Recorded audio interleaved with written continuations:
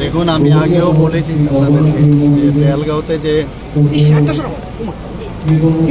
ঘটনাটা ঘটেছে সেটা তো অত্যন্ত নিন্দনীয়।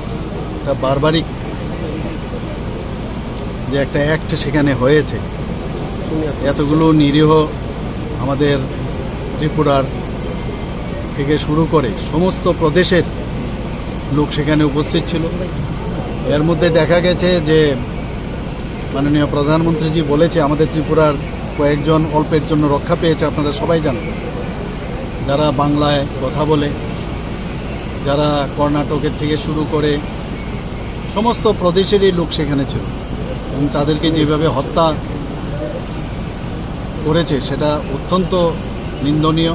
এবং মাননীয় প্রধানমন্ত্রীজি, আমি আগেও বলেছি, এবং আমাদের স্বরাষ্ট্রমন্ত্রী অমিত শাহজি উনিও বলেছেন, এবং উনি সেখানে গিয়েছেন। মাননীয় স্বরাষ্ট্রমন্ত্রীজি সেই পেহেলগাঁতেও গিয়েছিলেন, এবং যা উনি বলেছেন যে পাকিস্তানি যারা আছেন তাদেরকে ছেড়ে যেতে হবে ভারতবর্ষ থেকে, এবং সেটা অক্ষরে অক্ষরে পালিত হবে, নিশ্চিত থাকুন। এবং মাননীয় প্রধানমন্ত্রীজি যা বলেছেন, আমি আগেও বলেছি, সেটাও কিন্তু আপনারা দেখবেন কিছুদিনের মধ্যে তার রেজাল্ট পাবেন।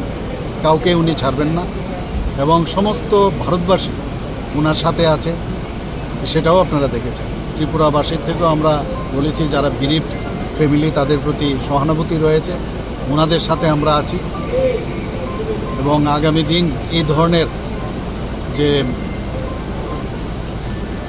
বারবারিক ইনসিডেন্ট সেখানে হলো, সেটা আগামী দিন যাতে ভারতবর্ষে না হয়, সেটা তার একটা দৃষ্টান্তমূলক একটা ব্যবস্থা মাননীয় প্রধানমন্ত্রীজি নেবেন। স্যার, বাংলাদেশ এবং পাকিস্তান কতটা